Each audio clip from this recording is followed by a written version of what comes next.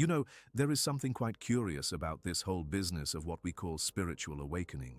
People come to me and ask, what do the awakened see that I cannot see? And I always smile because that question, however sincere, reveals exactly the problem we are trying to solve. Everyone believes that awakening is discovering something secret, a mystery hidden behind the veil of life, but the truth is much simpler, and for that very reason, almost no one realizes it. The awakened don't see something new, they see what has always been in front of everyone, only without the filters of the mind. It's curious, isn't it? We live as if we were sleeping with our eyes open, believing that we think the world, when in fact we only think about the world. It's like confusing the map with the territory, the menu with the banquet itself. We spend our lives analyzing the taste of food without ever tasting the first bite. And it is at that moment, when you realize you are trapped in words, that true awakening begins to whisper within you.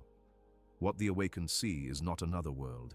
It is this very world, without the noise of the mind, without the incessant commentary of the ego. They look at a simple tree and do not see a concept, a label, a utility. They see the living dance of light and shadow, the silent pulse of existence in its purest form. They don't think this is a tree, they feel the being of the tree. And maybe that's what we've forgotten. We learn early on to name everything, to fit everything into a category, to live within words instead of living within life. We become experts in concepts and amateurs in presence. Awakening is a return to the simplicity we have lost. It is rediscovering what is already here, now, waiting for a gaze that finally sees. We live surrounded by words, and without realizing it, we begin to see the world through them. When you see a tree, what do you really see? The tree itself, alive, pulsating, unique, or the word tree that automatically pops into your mind. Most people see only the concept, not the thing itself. They look at life and see definitions, categories, uses, but not the experience itself. It's like confusing a photograph of the sea with diving into the waves. This confusion between symbol and reality is the first veil of spiritual sleep. From childhood, we are trained to exchange the real for the represented. We say, "This is a flower," and with that we end curiosity, we kill wonder. The name replaces the mystery. The label becomes a wall between us and what is. We live surrounded by words but hungry for reality. The mind names, the heart wants to see. The awakened, on the other hand, sees again as a child. He contemplates a simple stone and feels the silent presence of being. He does not describe, he experiences. He does not think, "This is beautiful." He just realizes the miracle of being there. At that moment, there is no distance between the observer and the observed. The experience is total, direct, alive. The mind is silent, and the world reveals its beauty without translation. Perhaps true awakening begins there. The moment you stop thinking about things and start living within them. When thought recedes, life enters. You begin to see what has always been there, the real without the filter of name. It is in this silence between one word and another that truth reveals itself, and what it says is simple but profound. The map was never the territory. Most people live in a kind of collective hypnosis. They walk, talk, work, but are rarely present. Words and thoughts form a constant fog that covers reality. They don't live life. They live on top of life. They spend their days commenting on what happens, judging, comparing, imagining, and they believe that this voice that speaks in their heads is who they really are. This is the trance. Being so lost in thought that you forget to feel the now. Observe a child in front of something simple, a puddle, an insect, a leaf flying. They are completely absorbed, without judgment, without analysis. They live the moment to the fullest. Now look at an adult. They think about what they have to do, what they were told, what will happen next. They are anywhere but here. Awakening begins when you realize that you are also asleep, daydreaming amid your own thoughts. This trance is reinforced by the entire system. Education teaches us to think, but not to perceive. Culture values doing, not being. We learn to chase after time, goals, ideals, but never to stop and breathe life. The result is a humanity that lives tense, anxious, disconnected from itself. We are trained to think about everything, but we forget how to simply exist. Awakening, therefore, is not acquiring something new. It is waking up from collective enchantment. It is beginning to notice the mental noise and seeing that behind it there is an immense, constant, ever-present silence. In this silence, life regains its original brilliance. And for the first time, you are no longer hypnotized. You are awake. looking at the world without the veil of words, finally present. There is a voice inside your head that talks all the time. It comments, compares, judges, criticizes, dreams, fears, and you believe that this voice is you. But stop for a moment and observe. You can hear this voice, you can perceive your thoughts coming and going. So, if you are able to observe them, how could you be them? The awakened discover that the true I is not the thought, but the silent consciousness that watches the thought pass, like the sky watches the clouds. This is the big turning point. Realizing that the I that you defend, that takes offense, that fights for control, is just an idea. It is a character created by the mind to continue the story. But this character does not exist outside the words that describe it. When the awakened see this clearly, the spell is broken. They realize that they are not someone inside the body, but rather the space in which the body, emotions, and the whole world happen. This realization is liberating and frightening at the same time. Liberating because all guilt, fear, and comparison become unreal. Frightening because the ego fears disappearing. But what really disappears is only the illusion of separation. What remains is something immense, peaceful, and alive. For the first time, you feel that you are not inside life, but that life is inside you. Everything you experience arises in this awareness, which is what you have always been. And the most beautiful thing is that nothing changes externally. You still have a name, a history, a body. But internally, everything changes. The weight dissolves. The defenses fall away.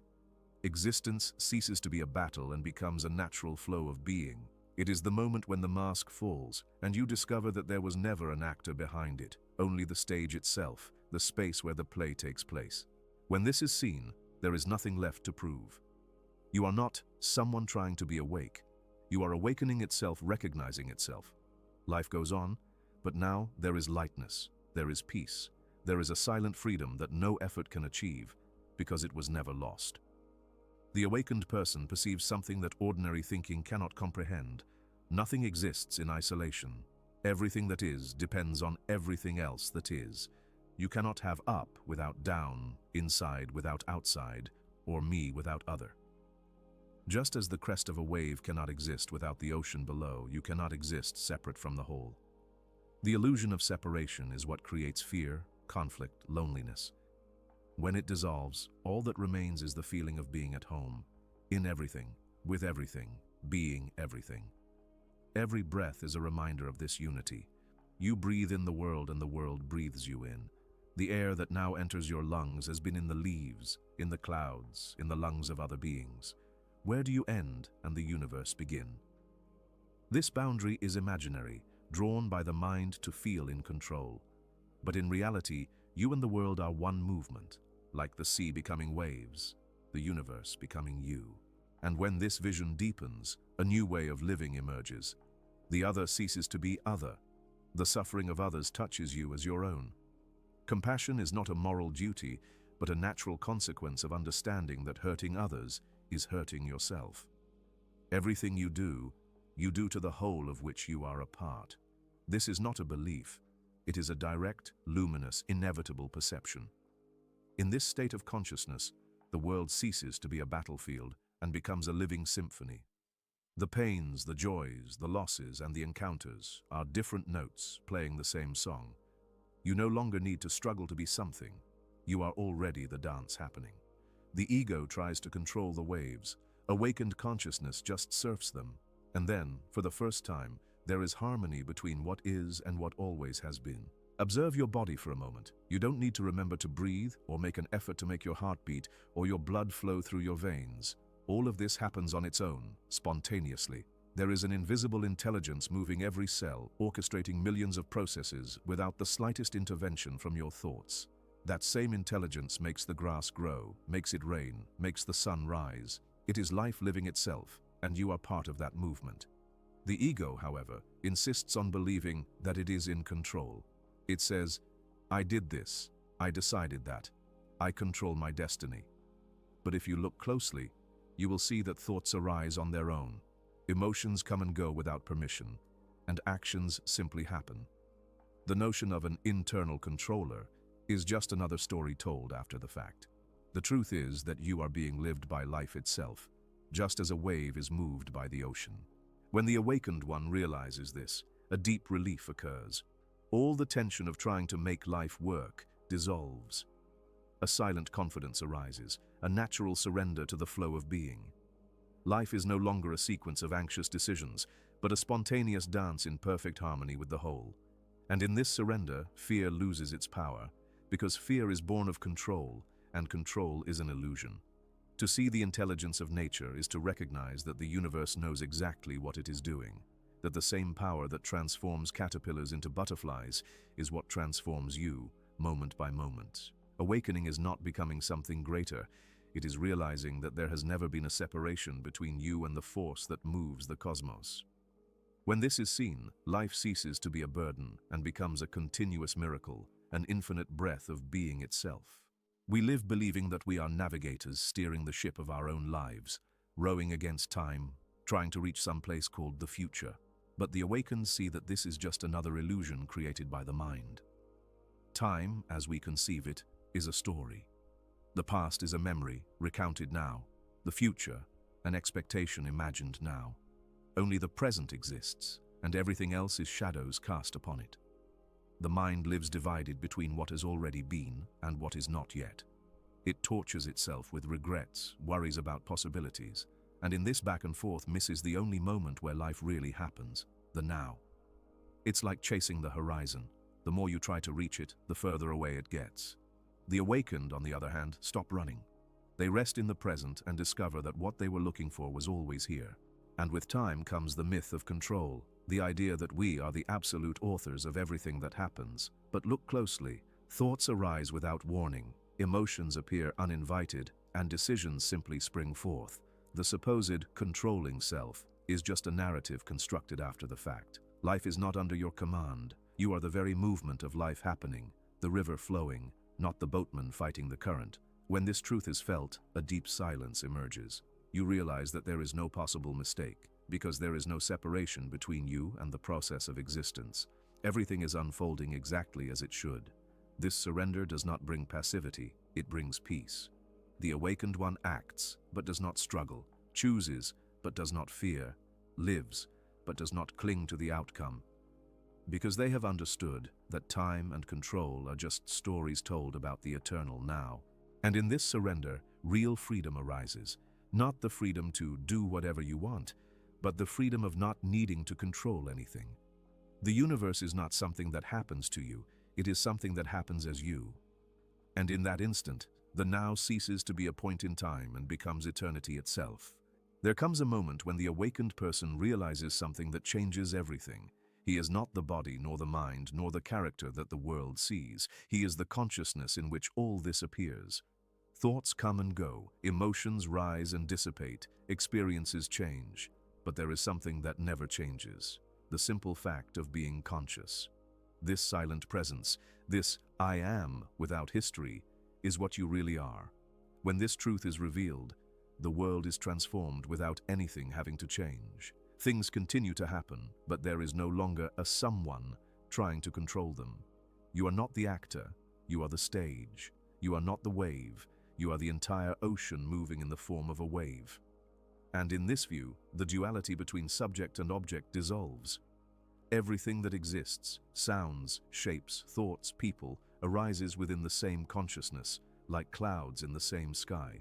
This recognition brings a peace that does not depend on circumstances. Pain is still pain, joy is still joy, but now they are experienced in freedom, without resistance. Consciousness observes everything, but is not touched by anything. It is like a mirror that reflects all images without being stained by any of them. The awakened one lives in the world but is no longer a prisoner of it. He participates in the game of life, knowing that it is only a game, and that is precisely why he can play it with love, lightness, and surrender. And perhaps this is the greatest paradox. What you sought in temples, books, and masters has always been here, looking through your own eyes. You were never separate from the divine, because you are the divine looking at itself. Awakening is not arriving at a new place, it is recognizing the place where you have always been. When this is seen, the search ends, and what remains is only the radiant silence of being. Everything that has been said so far are just words, maps pointing to something that cannot be described. They are fingers pointing to the moon, but they are not the moon. Awakening is not about intellectually understanding each sentence, but about seeing what they point to right now, at this very moment. Every attempt to understand too much is the ego trying to regain control, and awakening is precisely the moment when the ego falls silent and life reveals itself as it always has been. Complete, alive, indescribable. The awakened person does not have something that you do not have. They have simply removed what was in excess. The filters, the stories, the noise of the mind. All that remains is the simple and extraordinary fact of existing. When you look around and really see, when you feel your breath coming in and out effortlessly, when the whole world seems to breathe with you, that is the real. Not tomorrow, not after meditating, but here, now. And perhaps the most beautiful thing is to realize that awakening is not an achievement, but a remembrance. It's like waking up from a dream and laughing at having believed in it. You don't need to become anything. Just let go of what you are not. Consciousness, love, presence, these are already you. They are here, waiting to be recognized, not created. Truth is not learned, it is remembered. So, before you leave this video, pause for a moment. Take a deep breath, feel the air coming in, going out. Listen to the sounds around you. See what is right in front of you. Everything you were looking for is right here, right now. If this message touched something inside you, leave a comment saying what awakened you the most. I want to read your insights. And remember, don't just stick to the menu. Close your eyes and experience the banquet of reality now.